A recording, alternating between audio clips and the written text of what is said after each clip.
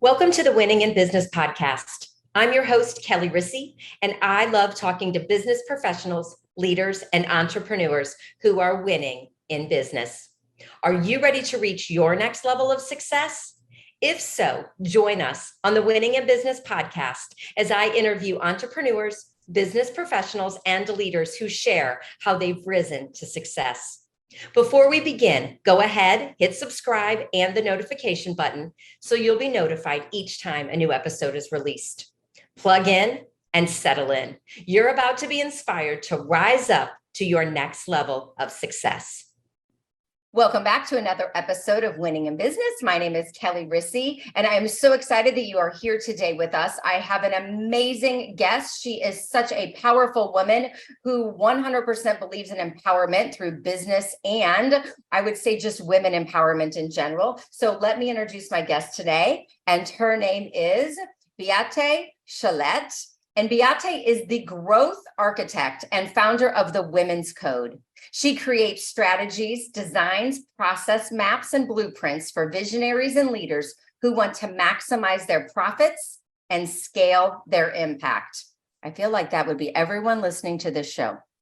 As a first-generation immigrant who found herself $135,000 in debt as a single parent, Beate bootstrapped her passion for photography into a highly successful global business and eventually sold it to Bill Gates in a multi-million-dollar deal. She is one of 100 top global thought leaders in 2021 by People Hum, and she was named one of 50 must-follow women entrepreneurs by HuffPost. She is the author of the #1 international award-winning Amazon bestseller, Happy Woman, Happy World, How to Go from Overwhelmed to Awesome, a book that corporate trainer and best-selling author Brian Tracy calls a handbook for every woman who wants health, success, and a fulfilling career. Her recent clients include Amazon, Chevron, Los Angeles Philharmonic, Johnson & Johnson, Merck, the Women's Legislative Caucus of California, Cal State University, Dominguez. Thank you, Dominguez Hills. Thank you. The Greater Los Angeles Realtor Association, advertising agency Tracy Locke, and thousands of small businesses. So welcome today. Thank you so much, Kelly. That is now I have to live up to all of this on your podcast. So yes, you have such an amazing bio. And I know that just from meeting you beforehand, that you truly do deliver. And I feel like just from meeting you, you do live up to what you say here. So that's exciting. So tell everybody, like, how did you get into doing what you do? I mean, you kind of have like the rags to riches story here. So share a little bit more about that. Yes. So the story is not the princess woke up one day and then everything was handed to her. And then one day somebody said, would you like to be queen? Handed me the crown and I lived happily ever after. I am still trying to find anybody who's had that story, by the way, right. Kelly, while we're at it, to no avail. So right. the story is a little different, maybe very relatable to your listeners to some extent. I'm the kid that didn't fit in and felt that I was not loved and weird and different, and what other people wanted just didn't sit with me. And I felt always drawn to the creative industries, but that's like not the right thing to do when you're in Germany, because one must have the white picket fence and everything has to be nicely rolled up. And so I did an aptitude test in Germany a long time ago, and we do this and we take everything very seriously. So I'm going through all these pages and it says that I should have been, after all this, a roofer. Now, Kelly, it's not a problem of being a roofer if that's what you're passionate about. However, it was far from what I wanted, just because I check marked that I like being outside. I wasn't afraid of heights and I didn't mind carrying stuff. And that was the logical conclusion. So I decided that I wanted to get in the creative industries, and then I kept being told that it wasn't available to me because there were not enough jobs out there. There were not enough jobs. So I became a photographer anyway. And then there was the day where I'm on this glacier, Kelly, where my job was to bring in a helicopter that transported a car on top of a glacier. And I remember this like today. And so the helicopter comes up, it's like, chuk, chuk, chuk, chuk, chuk, chuk, chuk, and it comes like right over, the tip, because you can see, because it's on top of a glacier. And it comes up and there's this car and this net and it drops. And I'm like, I am outside. I'm schlepping stuff and I'm not afraid of heights. I'm doing exactly what the aptitude test said I was supposed to do. Yes. So from there on, my creative career really started. And I realized very quickly, I just never felt that Germany was my designated place to be. And so I immigrated to the United States, and I've been here ever since. And when I started here, I had already a good career. I was photo editor at Elle magazine in Germany. That's the job I left, but I didn't find it very fulfilling. I learned that people will do anything for you if you're in a powerful position. It has nothing to do with if they like you or not. And I became addicted to a journey to figure out who I was and a person that I liked myself. And that's when everything started. Yes. And that is I feel like that is the journey, right? Of really finding ourselves. That I don't know. I feel like all the women that I know at some point have gone on the journey. So, for you, share a little bit about your business. Yes. So once I went through this decade of disasters and fires, floods, riots, earthquakes, September 11th, lawsuit. Yes. And then my dad died. And once all of that sort of was done, and I'm, $135,000 in debt, and I had written this letter to the President of the United States. And then I get this letter back. And in this letter, it says, I will be happy to help you, call the Small Business Administration.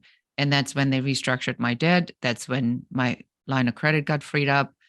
3 months later, I'm break even. 18 months later, I'm the world leader in my industry. Then I sell my business to no other than Bill Gates. And now what? So there is this thought that we are doing this to retire. And there is this thought that that was the first one that led to the other thing that you're really supposed to do. And so I decided that because of the hardship and having been a single mom, an immigrant, because everything was so difficult, Kelly, that I felt it couldn't have been for nothing. I remember when I was going through all of this, I kept thinking to myself, it is just not normal. It's just not normal, because every corner is another frying pan, not the little one, not the Teflon one, the cast iron one.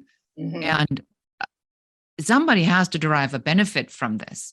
And so I decided I was going to go into consulting and coaching.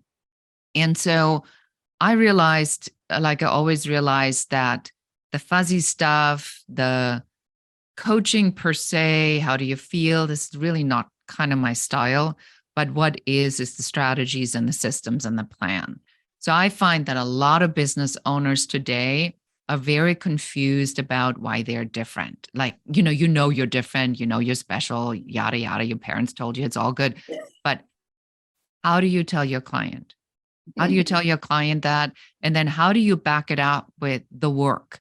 Now, it's not that you don't do good work, but you have to create the work in such a formula, we call it the signature growth system, and present it to your client. When the client looks at this, they understand what their client transformation journey is from A to Z. They understand what the different entry points are into that journey. Are they at the beginning? Are they in the middle? Are they all the way at the end? And what it does, it helps you to scale your business, because you can now figure out which of the pieces are being handed over to other departments, other people, which of the pieces you want to keep. And it allows you to build a system that makes it a sellable potential asset. So that's what everybody really wants. And very few people seem to know how to do that. So that's what I really help with, is to say, what do we have? Can we build a system around this? What is the system? What is your signature method? How do we articulate it? What names do we give it? What outcomes do we have? What is the transformation journey? What do we call all of this, so that people can go and really build sustainable, scalable businesses with an exit possibility? Yes. Which is interesting, because I feel like, as you know, I don't know that everybody thinks about when you become an entrepreneur or become a business owner, depending on where you are, what age you are, where you are in your career, career, really.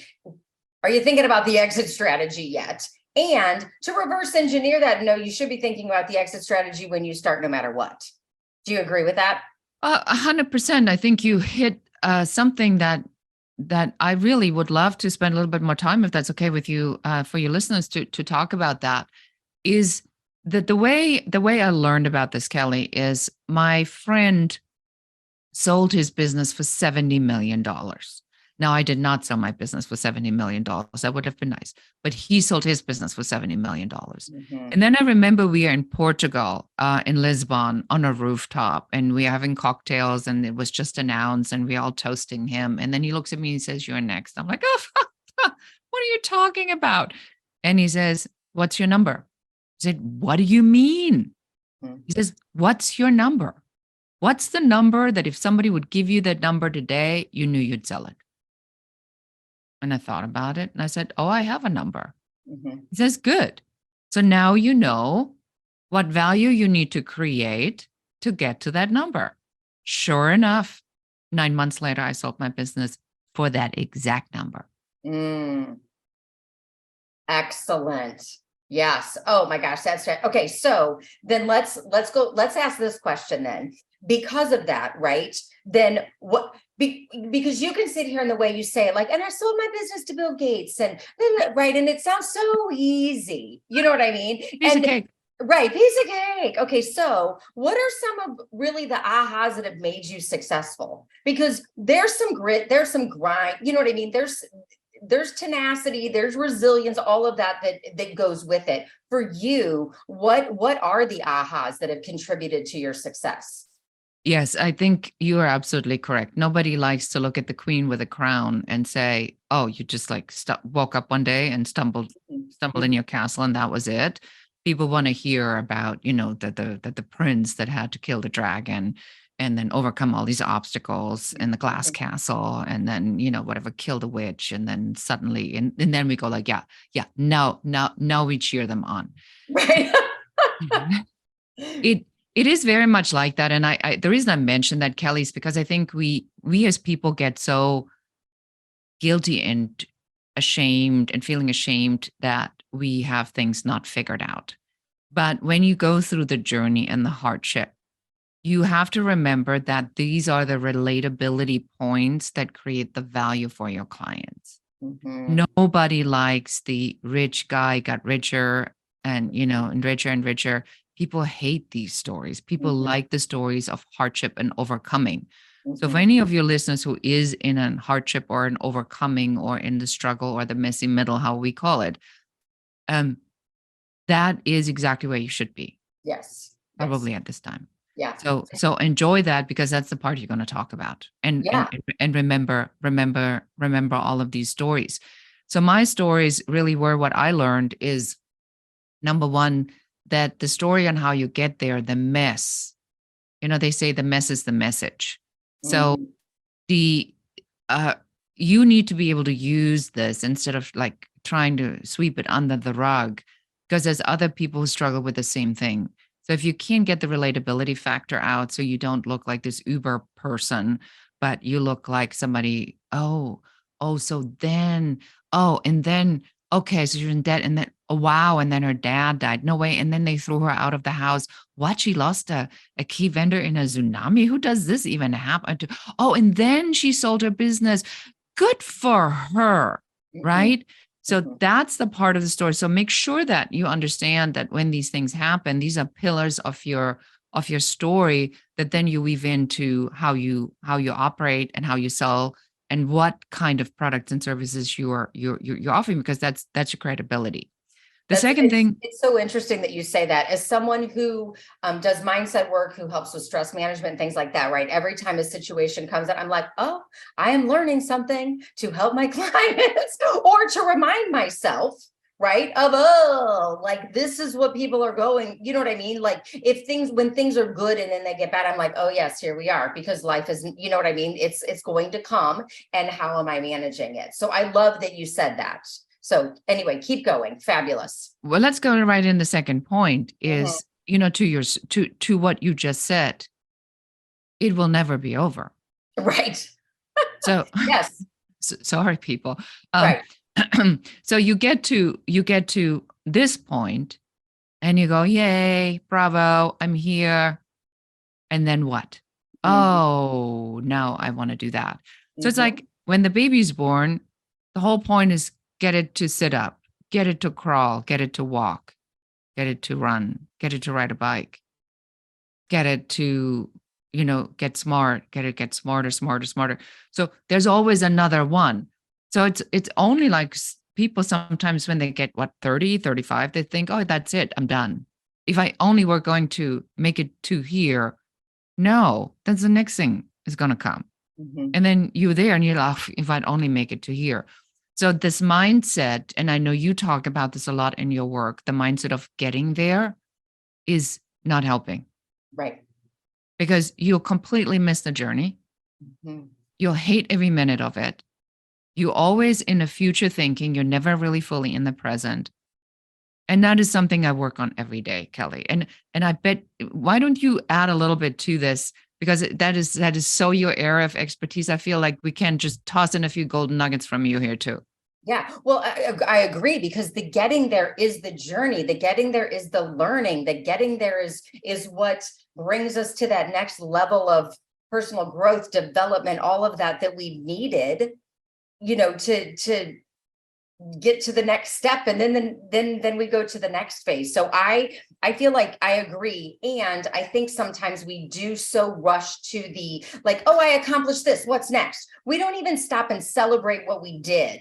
You know what I mean? That's another thing. So it's not only like we're trying to get somewhere, but then once we do get somewhere, sometimes we don't even stop and celebrate that. It's just like, what's next? What's next? What's next? And the journey is, if we can just realize that the journey is where all the growth, the beauty, the love, the laughter, the transformation, all of that comes, and we'll never arrive, because what is the ending point? There is no end, right?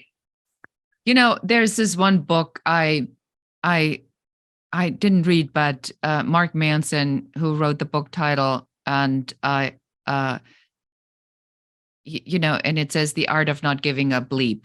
And when I saw the documentary, which is I find horrible, with these random clips on a plane going to New York, but there is this one thing he says, well, hypothetically speaking, right? If we knew that we all had one guaranteed outcome and it would be that we die, let's just say we knew that, hypothetically speaking. And we reverse engineer on how you want to arrive at that point. What would you have to do today? And it was like somebody hit me, back with that frying pan over the head. And it goes, well, it's not a hypothesis. Right. It is the only guaranteed outcome we have. We can't take the car. We can't take the kids. We can't take our partner. We, at the end of the day, will die by ourselves with our experiences and our soul and our heart and our whatever that is you believe in when you transition into this other world. And you're going to die. And yet people fight it, and they try to avoid it. They pretend it doesn't exist. My mother's 88. She does not want to go in a home, because if she goes into assisted living, people don't get out of assisted living alive. They die. And that scares her. And I look at her when she says it, and I'm like, let me get this straight here. I said, so you can barely take care of yourself. You live in an apartment on the 3rd floor without an elevator. Good for you, right? You can't lift your arms over your shoulders because you now got all kinds of other issues. I said, you can't really clean your house anymore that well. You're easily exhausted. Your cooking sucks because you take a couple of frozen vegetables and you eat those because you can't, you don't have the stamina to do anything. Right. I said, but that to you is better. Because in your mind, if you were to go somewhere where the end result is guaranteed, death, so you cannot do that. But you do know you will die, right? I mean, But there is such a disconnect in that. So I think that in, bringing this back to what we're talking about today, is that there really is a emphasis on what are you going to do today that is going to make what you're doing right now worthwhile. So I have learned that still learning that, still working on that. And finally, the third piece that I want to add to what have I learned, do not take failure personal. Just don't. And the way I give this as a visual is if you're in your car and you're driving and the GPS has been telling you for months to update, but you ignoring it. So now you go your usual way, construction, roads closed, they're building a cul-de-sac because they're extending the freeway. You are getting out of your car, question mark. You're going to throw yourself on the ground, question mark. You're going to throw a temper tantrum, question mark. You're going to say things like, I will never drive in my entire life again.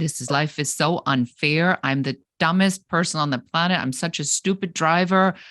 This is the worst thing ever. I just don't know how to drive. You're not going to do any of it. What you're going to do is you're going to say, oh, maybe you should have updated the GPS. Maybe you laugh, right? But you do know the destination, the party of your friend, is still happening. It's not that the party is canceled because you took a wrong turn. And so you just go and you get back in your car and you find another way to get there. That's what failure really is. It's like this nice person in a construction suit with a big yellow, and the stripes and the stop sign saying, do not go here. Right. Stop arguing with that person. That is a great visual. I mean, I always say like failure is feedback. It's just feedback to go a different way. Like maybe now it's time to go this way. It's time to do something different. Yes. So the mess is in the middle. Have the mindset of continual, like there's never an ending, and then don't take failure personally. Yes. Great pieces of advice. Let me ask you this. As you were growing your business, building your business, you continue to do this. What did you have to do to flip, to switch mindset, new skills, anything after the pandemic, either during the pandemic, after the pandemic? How was that handled for you? Yeah, so I think that what we've seen is probably the biggest whiplash we've seen in a long time in economy. So you had to have massive flexibility. I'm just going to avoid the word pivot. But we had to figure out at every step of the way, what's working now, what's working now, what's working now, what's working now. And so in the pandemic, everything stopped. So you had to go to, well, what do people need right now? Then the pandemic is over-ish. So what do people need now? Now there is a recession. The stock market completely, bolted the wrong direction, which all happens rhythmically. So we know all of this. This is like the book. We know what the guaranteed outcome is. We know that this happens cyclically. And so we're still surprised about it. So I think that you have to get to a point where you, mindset wise, just really get very straight with yourself and say, what do I allow to enter my consciousness?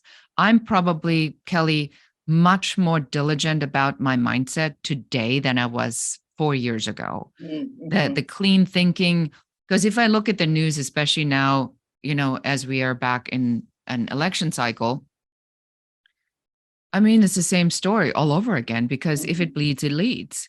And so you look at it, and instead of getting caught up into it, I want you to think about this from the perspective, isn't that interesting on how they do this? Yes.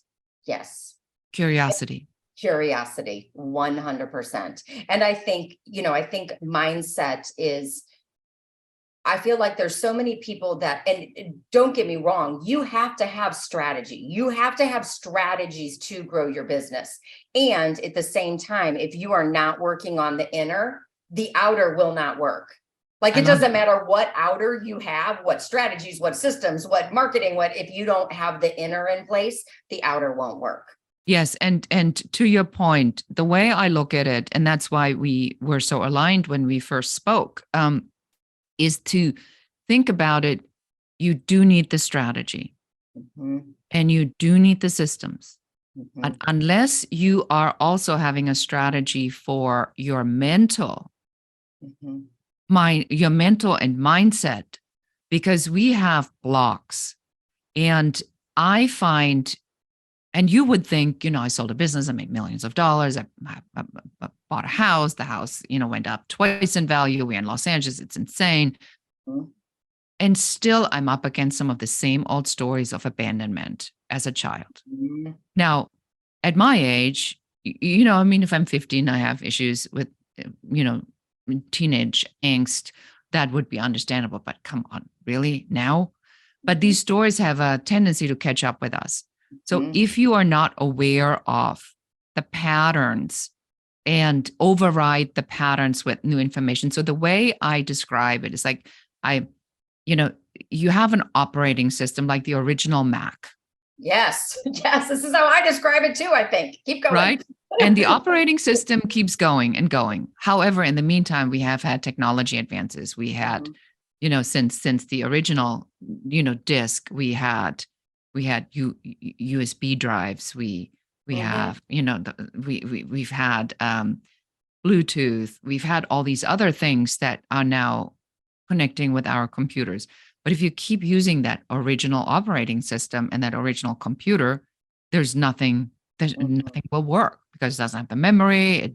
It just can't function. So people are so obsessed with defending their original operating system, right, that they forget all you have to do is take that bloody USB port, plug it in, and run a new program. Right. Because if it exists, it's possible because somebody's doing it. So you don't even have an excuse. If somebody's doing it, they're using a formula, a system, a model, a strategy, something. Learn it. Yes. Emulate it. Do it. Yes. Yes. And we don't have a problem updating any of our technology. No, piece of cake. Except we use our brain. And what I do is I help align the conscious and the unconscious together to really get people to go further faster. Because if not, you're just discombobulated still. And things like abandonment, that although you're like, oh, why? And this is not you, this is just generally speaking, right? But it shows up for us in our business. The disempowering money stories that people have from when they were young show up in business. And then people can't figure out why things aren't working in their business, but they have these stories. And to them, they're like, well, I went to I took a workshop on mindset.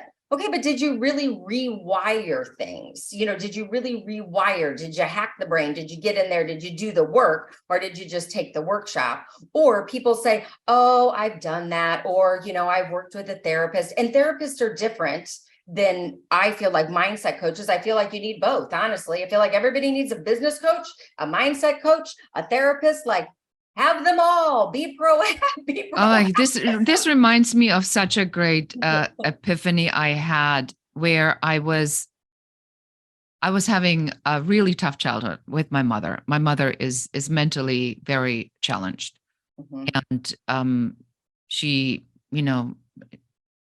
may have bipolar. She's definitely depressive, and not a very nice person to be around as a child. So I'm dragging this with me forever and ever and ever. And then I listened to something and then I had this visual.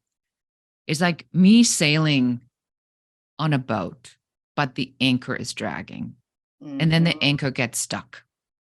So now what I do is I go and I take diving lessons and I get a diving suit.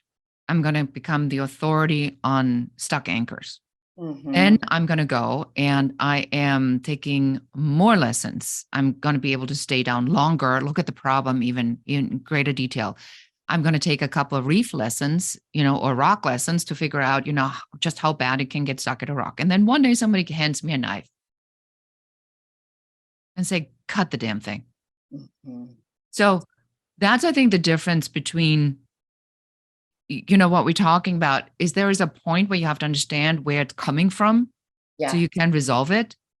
And there's a point where you say, how much longer in my life am I going to be using this as an excuse to not find the love, to not be successful, to not charge what I'm worth, to not take this business to the next level, to only want $100,000? You could have had a job for that. That's what we don't do. We don't do businesses for you to work 80 hours a week so you can make $100,000. That's preposterous. Right. You took this so you have the freedom. The only way you can create the freedom is to have a system. The only way to have a system is to have an overall strategy. Your strategy must include the mindset. So it's already all out there. You're just going to have to say, I am committing to actually doing this. What do I know how to do? What do I not know how to do? And where do I start? And then you have an option of time or money. You're either going to pay somebody to do it with you, or you're going to spend all this time, which costs you money, and not making money to figure it out on your own. It's really a very straightforward decision. Yeah. That's one of the things I feel like too, that can block people. And I don't know if you feel this way. And when you meet with people, I love that your call is called what do you call it? An uncover call. Uncovery session. Yeah. Uncovery session. Yes. I love that.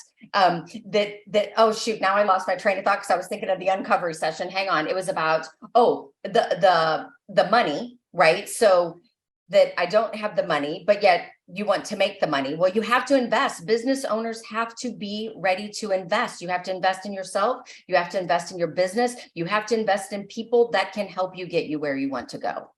100%. I just had this conversation. I met this woman and she does this beauty product and it's amazing. And she is a 1%er. So she's at the top of her game in the movie industry. And she came up with this thing, but she doesn't know how to run a business. So she lost a lot of money. So I came to her and I said to her, I have this brilliant idea on how we can take this and make this something. You have all the credibility, you have all of this. And she says, let's do it. And then literally when I sent her the invoice, she says, I can't because I had to pay a lot of taxes. And I'm like, if you would have not paid the taxes, but me, I am a tax deductible expense. Yes. What you paid in taxes, you would not have paid to the government. You would have paid to me and you would have gotten a lot more out of it. But I could tell that she was so into her, she got so pulled into her fear in the original fear story or the core fear that she just completely shut down and there is no getting through to her. So having said that, I think it's important, and it's so interesting that we're having this conversation today in such intensity around this. It's really important that you have this clarity around what is the truth and what is the lie. The truth is it's possible. I mean, without a doubt. Yes. If it is possible for other people, if they already have a method and a way to get there, then it's possible. We all agree to that. And then people go like, but it's not possible for me. And then you go, whoa. Yes. So explain that to me. So it is possible for Kelly, but it's not possible for Susan. Why is it not possible for Susan? Well, then here Susan comes with all her excuses. Yep. I had a really good childhood. Well, so did I. Well, I was really abandoned. Well, so was I. Well, I had a lot of hardship. So did I.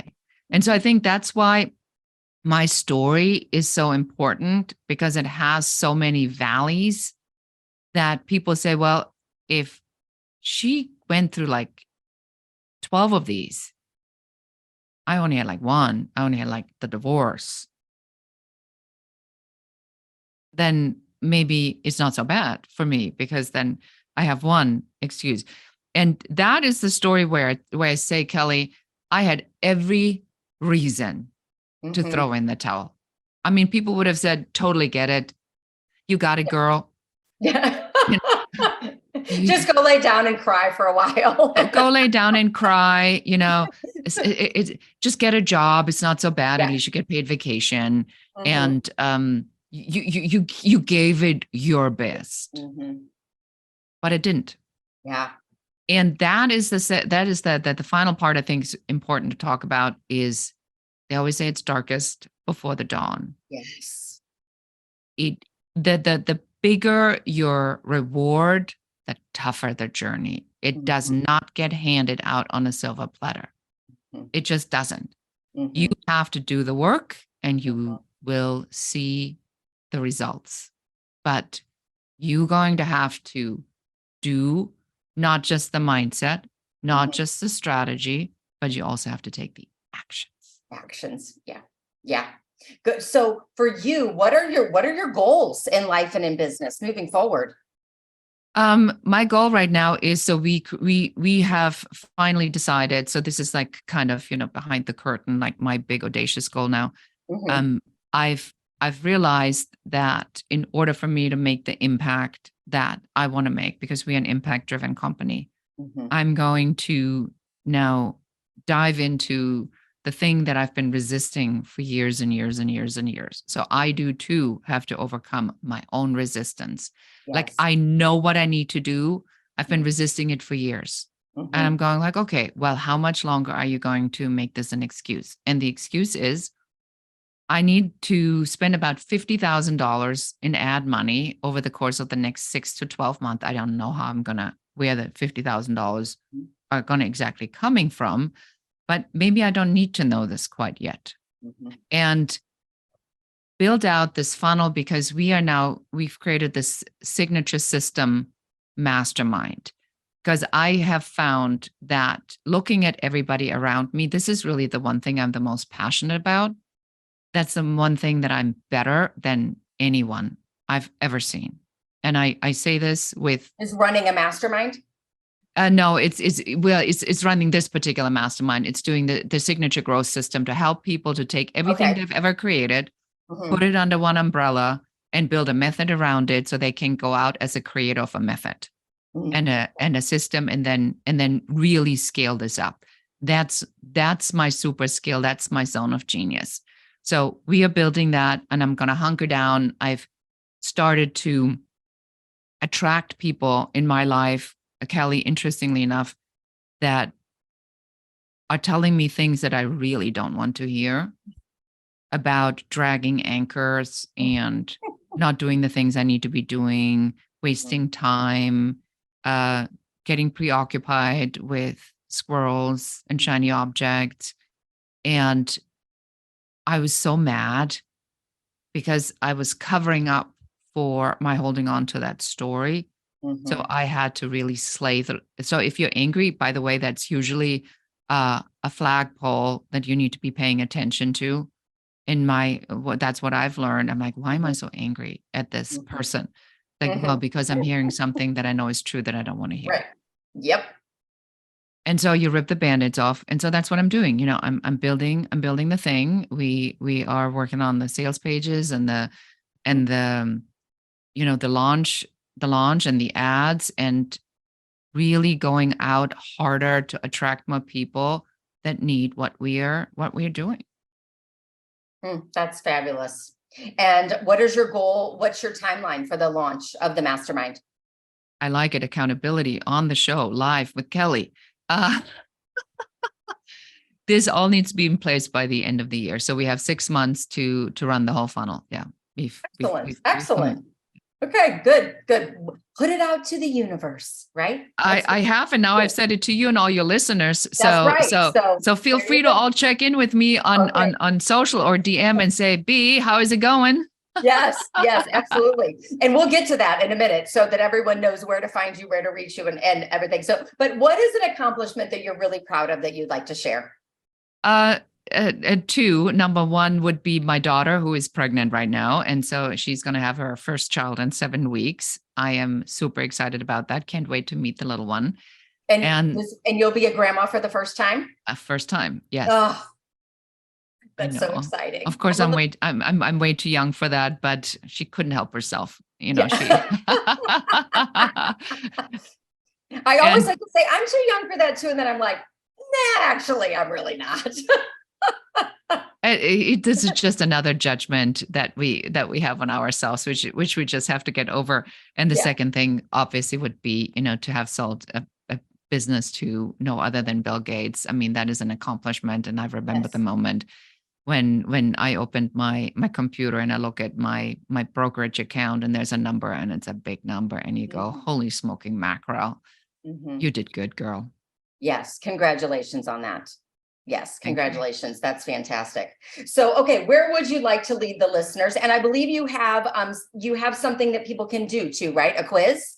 Yes, I do. Yes. So the first thing I want to do is I first want to give you a shout out, Kelly. So if you're listening to this podcast, please do Kelly a favor.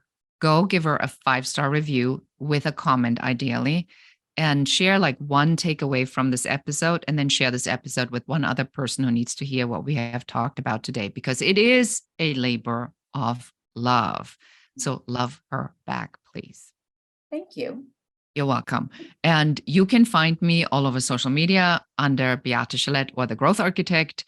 And I do have a quiz for you, which will help you to figure out in 3 minutes what your number one business growth blocker is. You go to growthblockerquiz.com and it goes super fast, and then we'll help you to figure out what's in your way to really scale and grow your company.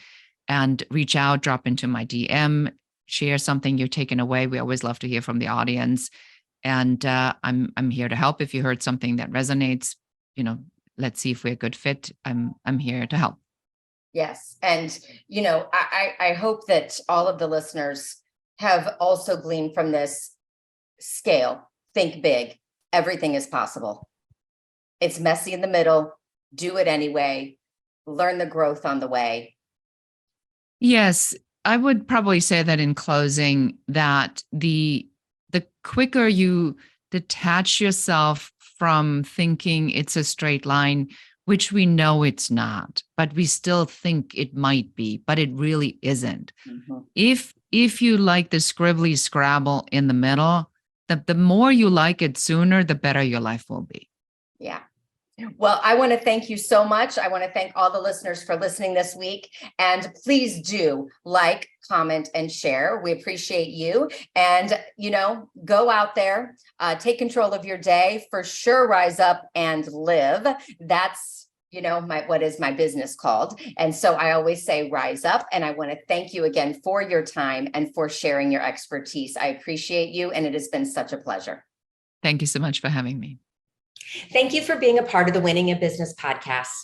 If you've enjoyed this episode and want to rise up to your next level of success, but are worried about increased stress, time for work and yourself and your family, not to mention being exhausted, I'd like to invite you to a complimentary strategy call where I'll show you how you can do it all. I'll help you reclaim time, keep your sanity, handle the chaos with ease, and move to the next level of success that you deserve and desire. I hope you found value in listening today. Please always leave your comments, feedback, or questions. We check them all. I want you to continue winning in business and reach your next level of success. See you next time.